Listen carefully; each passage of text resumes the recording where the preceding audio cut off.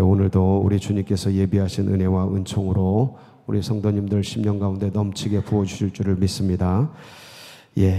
구약과 신약 사이에 중간기라는 게 있습니다. 약 400년의 중간기가 있는데, 그러니까 구약의 마지막 선지자가 말라기입니다. 이 말라기가 끝난 이후에 400년간 예언자도 일어나지도 않고 선지자도 일어나지 않는 침묵기가 있습니다. 물론 이제 다양한 활동들은 있었지만 성경에 기록되는 이런 대표적인 선지자들, 예언자들, 이런 증언자들이 멈추는 시기 400년이 있고, 그 다음에 이제 일어난 사람이 이제 복음의 시대, 이제 신약의 시대가 일어나게 되는데, 그 마지막 구약의 선지자 말라기가 예언을 한 사람이 있습니다. 그게 누구냐면 말라기 4장 5절에 등장합니다. 한번 볼까요? 보라, 여호와의 크고 두려운 날이 이르기 전에 내가 선지자 엘리야를 너희에게 보내리니. 자, 보세요. 여기서 말라기가 예언을 하는 마지막 구약의 예언자입니다. 여호와의 크고 두려운 날은 어떤 날일까요? 종말의 날입니다. 종말의 날, 여호와의 크고 두려운 날. 저 구약에 예언했던 그날, 종말의 날, 큰 날, 그게 여호와의 날, 그게 뭘까요? 누가 임하는 날? 메시아가 임하는 날입니다. 메시아가 임하는 날. 그러니까 우리는 이제 알죠. 그 메시아가 예수 그리스도시기 때문에 저 날이 그리스도가 임하는 날이라는 걸 우리는 압니다. 자, 근데 그 전에, 이르기 전에 내가 누구를 보내요? 선지자 한 명을 보내겠다. 이거 하나님의 예언이에요. 선지자, 그 중에 누구예요? 선지자 엘리야를 보내겠다. 저 엘리야가 누굽니까? 오늘 본문 14절이죠. 예수님이 저 엘리야가 누군지를 친히 말씀하십니다. 만일 너희가 즐겨 받을진대 오리라 한 엘리야가 곧 이 사람이라. 이 사람이 누구예요? 세례 요한. 주님께서 이 세례 요한을 굉장히 칭찬하시죠. 여자가 낳은 중에 세례 요한보다 큰 이가 없다. 이 말씀은 세례 요한이 가장 뛰어나다, 이 말씀입니다. 자, 근데 세례 요한이 와가지고 한 일이 다양하게 많죠. 뭐 복음도 전하고 뜨거운 말씀도 전하고 했으니까. 근데 한 일이 크게 두 가지입니다. 크게 두 가지. 정리를 딱 하면 세례 요한의 그 몇 년 사역을 하지 않습니다. 강력하게 나타났다 뜨겁게 사라지죠. 근데 그 세계를 울리고, 이 유대를 울리고 이제 그렇게 떠나게 되는데, 그 뜨거웠던 사역들을 딱 정리를 하면 두 가지인데, 하나는 뭡니까? 하나는 예수님을 증거한 겁니다. 그겁니다. 가장 큰 사역이에요. 예수님을 증거한 거예요. 이분이 메시아다. 이분이 하나님의 아들이다. 그래서 이제 이스라엘에 이 예수님을 나타내고 증거한 사역, 이게 이제 가장 큰 사역이에요. 또 하나는 뭡니까? 물세례 사역한 겁니다. 물세례 사역. 우리들은 어떤 면에서 세례 요한이, 세례라는 것 자체가 물이지 않습니까? 물로 세례를 주는 침례 요한 이렇게 부르는데, 이 세례 요한의 물세례 사역에 대해서 그렇게 이제 몰라 그럴까 그냥 익숙하니까 그 가치에 대해서 잘 모를 수가 있습니다. 그런데 여러분, 이 세례 요한이 한 물세례 사역은 그 당시에 엄청난 혁명이었습니다. 뭐 지금 스마트폰 등장하고 뭐 옛날 텔레비가 없을 때 컬러 텔레비 등장하고 이런 것과는 비교가 안 되는 거예요. 그러니까 한마디로 복음의 시대를 열어버린 거예요. 그때부터 신약의 시대가 열린 거예요. 실제적으로. 중간기까지도 이게 이제 구약이라고 볼 수 있는 겁니다. 침묵기지만 하여간 복음이 오기 전까지는 다 구약이라고 볼 수 있는 것처럼, 그러니까 한마디로 세례 요한이 복음의 문을, 그러니까 신약의 문을 열어버린 거예요. 뭐를 통해? 물세례를 통해. 물세례를 통해. 그게 증거예요. 그 전에는 무슨 세례를, 뭘로 죄를 씻었습니까? 피로. 네, 피로. 근데 이제 물로 바뀌죠. 구약에는요, 사람이 하나님께 이제 나아갈 때 이제 죄를 씻잖아요. 이 죄를 씻는 도구가 피였습니다. 왜 피입니까? 왜 피입니까? 피에 뭐가 있냐면 생명이 있다고 생각했어요. 피에 생명이 있다고 생각해서, 그래서 죄를 씻는 건 피고, 피가 왜 죄를 씻냐면 피에 생명이 있기 때문에. 그래서 피가 죄를 속한다, 이렇게 믿고 있었습니다. 그리고 주님도 그렇게 얘기하셨어요. 레위기 17장 11절에 보면 이제 이런 말씀이 나와요. 한번 보시겠습니다. 육체의 생명은 피에 있음이라. 내가 이 피를 너희에게 주어 제단에 뿌려 너희의 생명을 위하여 속죄하게 하였나니 생명이 피에 있으므로 피가 죄를 속하느니라. 자, 이 논리 정확하게 이제, 자, 죄는 뭐로 씻어요? 피로 씻어. 피에 뭐가 있기 때문에? 생명이 있기 때문에.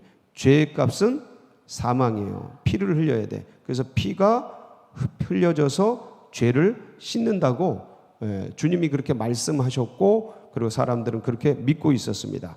신약에도 히브리서 9장 22절에 보면 이 말씀이 그대로 반복이 됩니다. 한번 보실까요? 율법을 따라 거의 모든 물건이 피로써 정결하게 되나니 피 흘림이 없은즉 사함이 없느니라. 자, 그러니까 구약의 모든 제사는 대부분의, 물론 소제라는 곡물 제사도 있지만 그건 특별한 제사고, 대부분의 제사는 전부 무슨 제사입니까? 뭘 잡는 제사예요? 동물 제사예요. 동물의 어딜 따요? 목을 땁니다. 목을 따면 뭐가 흘려요? 피를 흘립니다. 그 피를 보면서 죄가 씻어졌다고 생각을 하는 거예요. 자, 근데 본질은 죄 없는 동물이 목에 피를 흘리면서 죽어가는 거예요.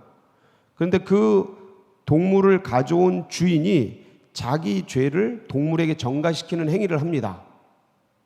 그러니까 이 동물이, 보통 양이라고 하겠습니다. 이 양이 원래 죄가 없는 무슨 동물이 죄가 있어요? 그 죄 없는 존재인데 누구 죄를?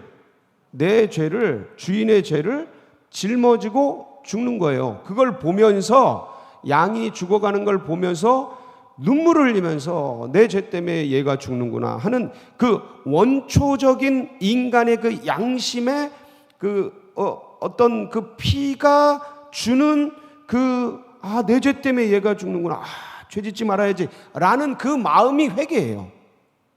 마음을 돌이키는 거, 그게 회개입니다. 그래서 피 흘리는 걸 보면서 내 양심과 마음 가운데 죄를 짓지 말자, 주님 앞에서 정결하게 살자라고 결심하고 결단하는 행위가 회개의 행위입니다. 그래서 동물 제사를 드렸어요. 죽음을 통해 피를 흘려서 이제 그거를 내 가슴에 적시는 그런 모습. 자, 그런데 세례 요한이 와서 뭘로 죄를 씻기 시작해요? 이게 혁명이에요. 이게 혁명. 왜냐하면 수천 년간 이어온 그 전통을 세례 요한이 나타나서 아무런 모델이 없어요. 벤치마킹 한 게 없어요. 세례 요한이 어느 날 빈들에 나타나서 하나님의 말씀을 전하면서 요단강에서 물로 죄를 씻어버리는 거야. 이건 우리가 유교 500년을 지내면서 제사를 지냈는데 어느 날 어떤 사람이 딱 나타나서 이 제사를 싹 없애버리고 그냥 물 딱 한 잔 떠놓고 기도하면서 끝! 제사 끝! 이렇게 한 것보다 더 혁명적인 거예요. 이거는 엄청난 거죠. 그러니까 아마 이 세례 요한이 이 세례 사역을 통해서 마가복음 1장 4절에 보면 바로 그게 이제 소개되고 있습니다. 세례 요한이 한 일, 세례 요한이 광야에 이르러 죄 사함을 받게 하는 회개의 세례를 전파하니. 뭔 세례예요? 죄 사함을 받게 하는 회개의 세례. 그동안은 뭐로 죄를 사했다고요? 동물로, 피로. 뭐가 들어가요? 뭐가 들어가요? 동물이 아무리 싸도 뭐가 들어가요? 요단강은 돈 없이 대가 없이. 자, 그런데 뭐를 묻혀야 돼요? 물속에 들어갔다가 나와야 돼요. 뭘 묻혀야 돼? 물을 묻혀야 돼요. 자, 근데 주님은 오셔서 뭐 하기만 하면 돼요? 믿기만 하면 돼요. 이거는 어디의 문제예요? 마음의 문제잖아요. 그렇죠? 자, 보세요. 피제사, 동물제사, 물제사, 물속으로 들어가요. 그 다음에 마음, 믿음으로. 주님께서 뭐라 그러셔요? 여러분, 이 주님과 세례 요한이 같은 시대에 삽니다. 세례 요한보다 주님이 6개월 뒤에 태어나셔요. 그리고 세례 요한보다 사역도 조금 늦게 하십니다. 왜냐하면 세례 요한이 먼저 나타나서 나는 광야에서 외치는 자의 소리다. 그러면서 내가 온 것은 그분을 이스라엘의 그분을 드러내려고 온 것이다. 나는 주의 길을 곱게 하려고 온 사람이다. 그러면서 나는 지금 물로 세례를 주지만 내 뒤에 오시는 분은 나는 그분의 신발끈도 풀기 어려운 그런 분이신데 그분은 불과 성령으로 세례를 베풀리라. 그러면서 그분을 쫙 소개합니다. 그분을 소개해요. 한마디로 말하면 세례 요한을 통하여서 뭐가 열리기 하냐면 복음의 시대가 열리기 시작한 거예요. 예. 그래서 예수님도 이 세례 요한의 물세례 사역을 당신의 사역으로 계승을 합니다. 물세례를 줍니다. 주님이 직접 준 건 아니에요. 제자들을 통해서 주는데 그 세례 요한의 사역을 그대로 계승을 합니다. 그 제자들도 그대로 받고 그렇게 이제 이 길을 걸어가게 되는데 이때부터 복음의 시대가 열리면서 하나님 나라가 열리기 시작한 거예요. 그래서 바로 이 말씀을 하는 겁니다. 12절, 오늘 본문 첫 절인데 세례 요한의 때부터 지금까지 천국은 뭐를 당해요? 침노를 당하나니 침노하는 자는 빼앗느니라. 이 언어 자체는 뭔가 부정적인 언어처럼 돼 있어요. 천국이 침노를 당한다. 이 침노라는 언어 자체가 뭔가 침략 같고 침탈 같고 그래서 부정적인 언어가 뉘앙스가 있습니다. 근데 전혀 부정적인 뜻이 아니고요. 이 뜻은 굉장히 좋은 뜻이에요. 이방인에게 닫혀 있고, 왜냐하면 동물제사잖아요. 동물제사는 이방인 못 드립니다. 특별한 경우가 아니면 못 드려요. 그러니까 죄사함을 받을 길이 없는 거예요. 이방인 못 드려요. 죄인들 못 드립니다. 그러니까 닫혀 있는 거예요. 죄를 씻을 수 있는, 그러니까 하나님 나라로 들어갈 수 있는 길이 닫혀 있는 거예요. 그러니까 혈통으로 닫혀 있고 국가와 민족으로 닫혀 있고 이스라엘의 유대인들, 정통 유대인들만 딱 들어갈 수 있는 그런 길로 다 닫아놓은 거예요. 그런데 세례 요한이 길을 연 거예요. 뭐를 통해? 물세례를 통해. 이 물세례는 누구나 받습니다. 죄인들도 오고요, 세리들도 오고요, 창기들도 오고 아마 이방인들도 왔을 겁니다. 누구나 다 와가지고 세례를 받기 시작하고 죄를 씻는 길을 열기 시작해요. 바로 이 길을 통해서, 세례 요한의 길을 통해서 예수 그리스도께서 나타나시는 거예요. 그러니까 세례 요한의 길과 예수 그리스도의 길은 겹쳐.